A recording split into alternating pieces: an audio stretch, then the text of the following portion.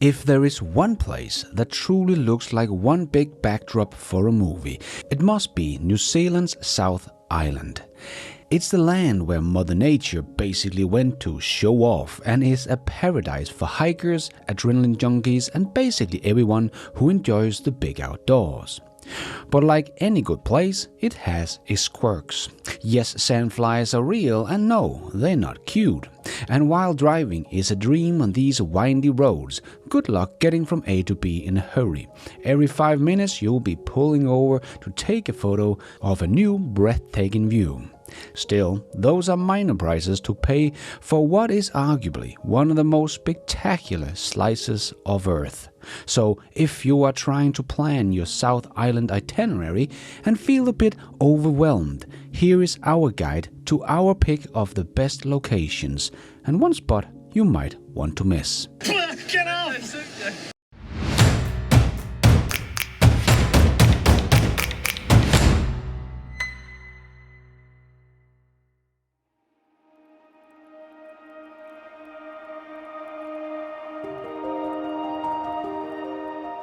There is no way around it. Milford Sound might be one of the most beautiful places we have ever seen.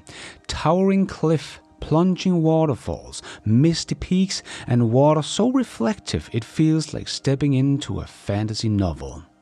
Rudyard Kipling called it the eighth wonder of the world, and that description is spot on in every way.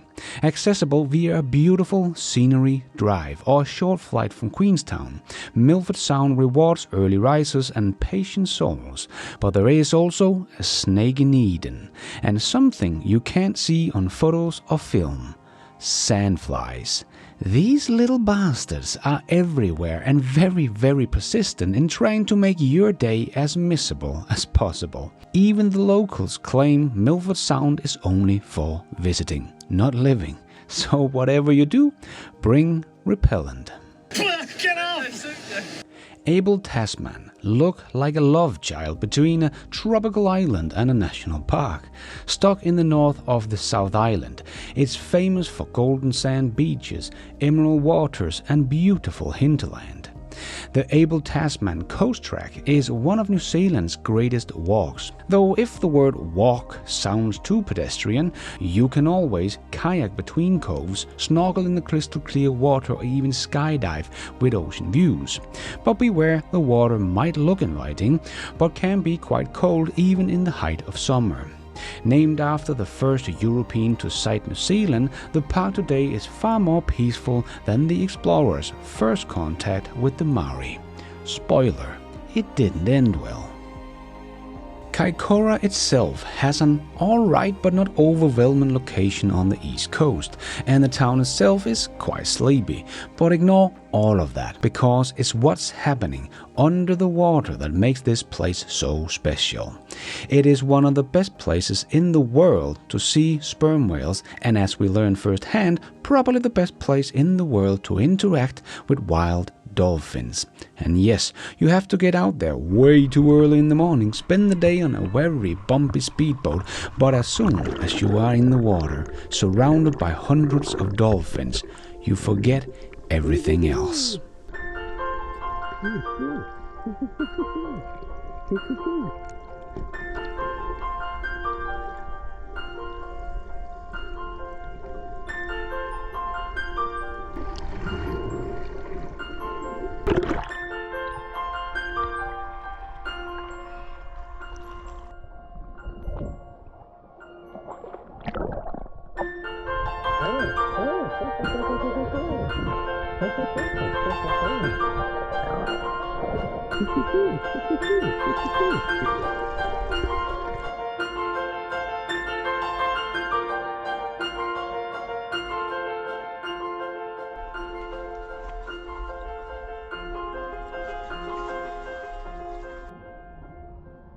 For that alone, Kaikoura is a must on your itinerary.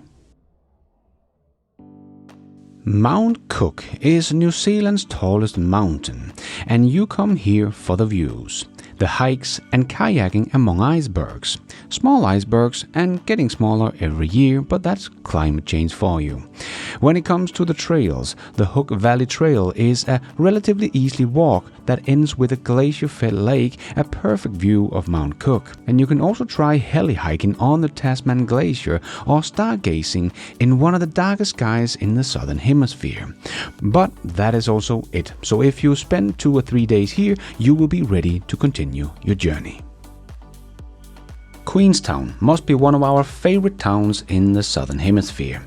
With a stunning postcard setting next to Lake Tekapo and surrounded by 3 rivers, Queenstown is not only the hotspot for crazy activities, but has also so much incredibly beautiful and accessible nature in their backyard that is hard to rival. Then add a booming food and bar scene and you have a perfect setting for a perfect stay. But yeah, the highlight here is the adrenaline-packed activities that this town is so famous for. And it is not for the faint of heart.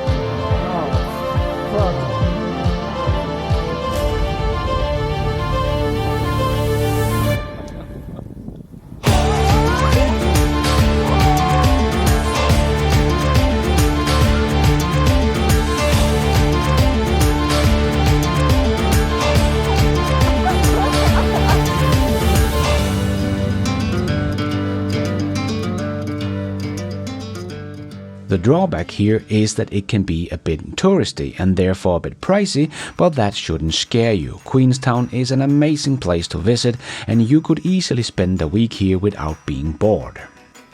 Lake Tekapo feels like the sort of place you would go write a novel, find yourself or propose to someone without being interrupted by tour buses. The lake's electric blue color comes from the glacial runoff and is especially stunning in late spring when the lupins bloom in cotton candy shades across the shoreline. At night, Tekapo transforms into a celestial wonderland. It's another part of the Dark Sky Reserve, and Mount John Observatory offers guided stargazing tours under some of the clearest skies in the world. Whether you're into science or just want to say, wow, a lot, this place delivers. Wanaka is like Queenstown's chilled, artsy cousin who does yoga and grow her own kale. With a mountain range lake, boutique cafes and thriving adventure scene, Wanaka is both stunning and surprisingly laid back. And coming here by car lets you pass some amazing landscapes that are sights of their own. The famous lone tree in the lake is one of the most photographed in the world, and that is a conundrum since it's basically a tree standing in a lake. And not even a very beautiful tree. But if you come here from the north having done some of the more remote sites, Wanaka is a good place to kick back and enjoy the local wineries and restaurants. Now here is an unpopular opinion. Skip Christchurch. Sure, it's the South Island's largest city, and yes, it's trying very hard to be cool again after a series of devastating earthquakes in 2010 and 11.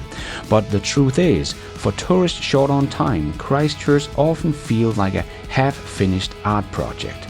The city is rebuilding, there is construction everywhere, and somewhat scattered vibes, and not enough payoff to justify a long stay. If you're into urban redevelopment theory or have relatives there, maybe stop by, otherwise time is much better spent in the raw, natural beauty elsewhere. Harsh? Maybe. Honest? Absolutely. And a last-minute few tips. New Zealand might seem like a peaceful country, but the police are plentiful and are very strict. Even a few miles over the limits give you a ticket. So if you're not careful, a road trip in New Zealand can become a costly affair. Also be aware of Kia, the native parrot that looks cute but loves to take that trim off your car. And keep your distance in mind, roads are scenic but very windy. And you will be outnumbered by sheep, so fuel up when you can. Hope you enjoyed this introduction to New Zealand's South Island. If you liked it, you will definitely also like this one. And until next time, safe travels and may the adventure always find you.